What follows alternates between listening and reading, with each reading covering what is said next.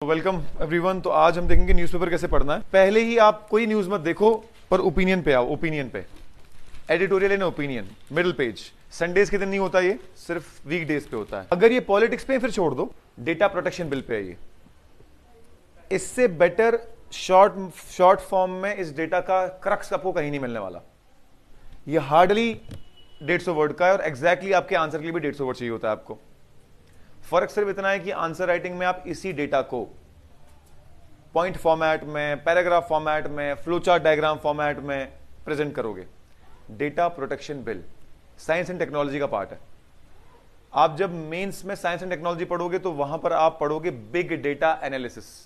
Big data analysis का मतलब होता है कि आपके पास पूरे एक कंट्री का डेटा है, एक स्टेट का डेटा है। उस डेटा को इस्तेमाल करते हुए आप पॉलिसीज बना सकते हो। फॉर एग्जाम्पल, आपने देखा कि लास्ट एक साल में जम्मू कश्मीर में कोलन कैंसर के केसेस बहुत हो रहे हैं। तो जम्मू कश्मीर में क्यों हो रहे हैं, क्या वजह है? इसका मतलब है कि कुछ ईटिंग हैबिट से कुछ रिलेटेड हो सकता है, कुछ वाटर से रिलेटेड हो सकता है, कुछ ना कुछ इश्यू तो है। अकॉर्डिंगली इस पर मेडिकल पॉलिसी बन सकती है। अक्सर आपने देखा होगा, आप किसी चीज की बात करते हो, किसी प्रोडक्ट की, उसकी एड आपको उसी वक्त मोबाइल पे दिख जाती है। उसी वक्त आपको लगता है कि कोइंसिडेंस है ये? सिरी और गूगल दोनों ने एक्सेप्ट किया है कि हम लोगों की बातें रिकॉर्ड करते हैं। एक्सेप्ट किया है इस चीज को, ताकि हम बेटर सर्विसेज दे पाएं। तो डेटा प्रोटेक्शन बिल, यानी अगर डेटा का एक्सेस गवर्नमेंट के पास है तो कैसे इंश्योर किया जाए कि हमारा डेटा गवर्नमेंट गलत काम के लिए इस्तेमाल ना करें। अब आपको अपना दिमाग लगाने की जरूरत है नहीं, ये रट लो और इसके पॉइंट्स, ब्रॉडर पॉइंट साइड में कहीं लिख दो। अगर लिखने में भी सुस्ती आ रही है, इसी आर्टिकल को ऑनलाइन सर्च करो, वहां से कॉपी पेस्ट करो, डाल दो एवरनोट में। वो भी नहीं आ रहा है, फोटो खींचो, टैग कर दो एवरनोट की फाइल में, GS3 data protection bill folder बना के। उसके बाद आ गया national suicide prevention strategy, mental health related issues. Again science and technology का पार्ट, हेल्थ केयर का पार्ट। खैर ये गवर्नेंस में भी आएगा, ये पॉलिटी में भी आएगा और ये साइंस एंड टेक्नोलॉजी में भी आएगा।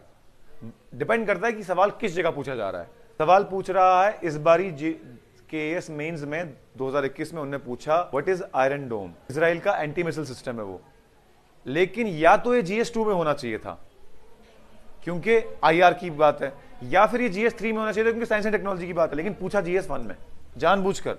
वहां पर GS2 या GS3 की बात ही नहीं करनी, वहां पर ज्योग्राफिकल बताना है कि इजराइल की इस तरफ मेडिटेरेनियन सी है, इस तरफ लेबनान है, इस तरफ ये है और बीच में गाजा स्ट्रिप है। तो ताकि उनको चारों तरफ से अटैक होता है ज्योग्राफिकली स्पीकिंग, तो इसलिए उनको ये बनाना पड़ा। डिपेंड करता है किस GS पेपर में पूछा जा रहा है, उस GS पेपर के हिसाब से आपको आंसर लिखना है।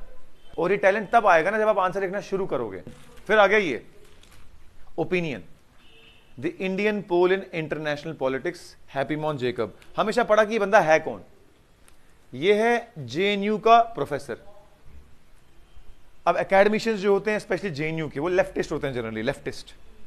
लेफ्टिस्ट का मतलब क्या होता है? कम्युनिस्ट टाइप, बिल्कुल सही। तो जनरली इनका थॉट प्रोसेस थोड़ा सा मेन स्ट्रीम से अलग होता है, लेकिन nevertheless he is an academician. इसके आर्गुमेंट को देखो, इसने आर्गुमेंट कैसे लिखा, क्या हम उस आर्गुमेंट की स्टाइल को कॉपी कर सकते हैं क्या? है ना, कभी भी प्रो या अगेंस्ट गवर्नमेंट लिखना ही नहीं है। प्रीवियस गवर्नमेंट, कभी भी किसी मिनिस्टर का नाम लिखना ही नहीं है। आपको लिखना है प्रधानमंत्री मोदी, लिखो प्रेजेंट PM। आपको लिखना है NDA गवर्नमेंट, लिखो प्रेजेंट गवर्नमेंट। कभी भी मेंशन मत करो। चेक करने वाला प्रो कांग्रेस है कि प्रो BJP है कि प्रो कौन है पता नहीं आपको, वो बाय डिफॉल्ट आपके -2 काट देगा। तो ये पेज सबसे इंपॉर्टेंट है from mains perspective. From mains perspective ये दो पेजेस है, 1 और 2 मोस्ट इंपॉर्टेंट। न्यूज़पेपर खोलते ही सबसे पहले यहां पहुंचो। अगर आपको नहीं मिल पा रहा टाइम, कि नहीं सर नहीं मिल पाता, कम से कम ये तो आपको पढ़ना ही पढ़ना है, इसको स्किप नहीं कर सकते आप। इससे आपकी ब्रेनस्टॉर्मिंग कैपेबिलिटी बढ़ेगी, आपको अच्छे वर्ड्स मिलेंगे।